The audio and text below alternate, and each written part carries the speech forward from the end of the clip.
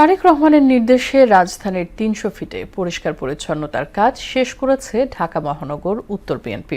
ক্ষতিগ্রস্ত গাছের পাশে নতুন করে বিভিন্ন বৃক্ষরোপণ করা হচ্ছে। সকালে রাজধানীর ৩০০ ফিটে মহানগর উত্তর বিএনপির আহ্বায়ক আমিনুল হকের নেতৃত্বে মহানগরীর নেতারা বৃক্ষরোপণ ছাড়াও দলের ব্যানার ফেস্টুন অপসারণ করেন। আরও জানাচ্ছেন হুমায়ুন কবির। রাজধানীর ৩০০ ফিট সড়কে ৩৬ জুলাই এক্সপ্রেসওয়েতে বিএনপির ভারপ্রাপ্ত চেয়ারম্যান তারেক রহমানের ঐতিহাসিক সংবর্ধনার পরের দিন থেকেই বর্জ্য অপসারণ ও পরিচ্ছন্নতা কার্যক্রম শুরু করে সিটি কর্পোরেশন ও ঢাকা মহানগর উত্তর বিএনপি। তারেক রহমানের নির্দেশে মহানগর উত্তর বিএনপির আহ্বায়ক ও ঢাকা ১৬ আসনের বিএনপি মনোনীত প্রার্থী আমিনুল হকের নেতৃত্বে আবর্জনা স্তূপ পরিষ্কার করা হয়। অতিরিক্ত লোক সমাগমের চাপে ক্ষতিগ্রস্ত গাছের পাশে নতুন করে বিভিন্ন গাছের চারা রোপণ করা হয়। এছাড়া ব্যানার ফেস্টুন অপসারণ করেন ঢাকা মহানগর উত্তর বিএনপির আহ্বায়ক আমিনুল হক ও যুগ্ম আহ্বায়ক এস.এম. জাহাঙ্গীর সহ মহানগরীর নেতারা।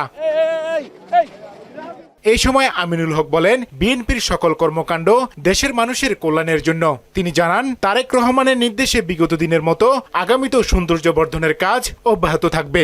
সিটি কর্পোরেশনের সার্বিক সহযোগিতা নিয়ে এবং আমাদের দলীয় সকল নেতাকর্মী এবং স্বেচ্ছাসেবী কর্মীর মাধ্যমে আপনারা দেখতে পাচ্ছেন যে ৩০০ ফিট যে রাস্তাটি, যেটিতে গত পরশুদিন ময়লার স্তূপে পরিণত ছিল, আজকে এটি একদম পরিষ্কার পরিচ্ছন্ন।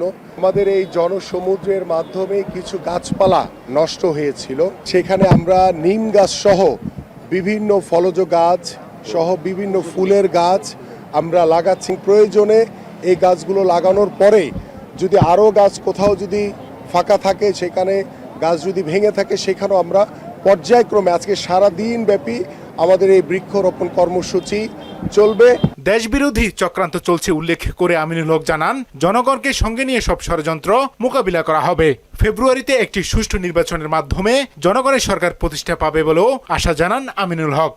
বাংলাদেশের বিরুদ্ধে দেশে বসে যারা বিভিন্নভাবে ষড়যন্ত্র করার চেষ্টা করছে, যারা আগামী নির্বাচনকে বানচাল করার একটি অপচেষ্টা করছে, সকল ষড়যন্ত্র মোকাবেলা করে আগামীর ফেব্রুয়ারি নির্বাচনকে আমরা একটি অবাধ, সুষ্ঠু, নিরপেক্ষ নির্বাচনের মাধ্যমে আমরা বাংলাদেশে একটি জনগণের সরকার প্রতিষ্ঠিত করব। হুমায়ুন কবির, মোহনা সংবাদ, ঢাকা।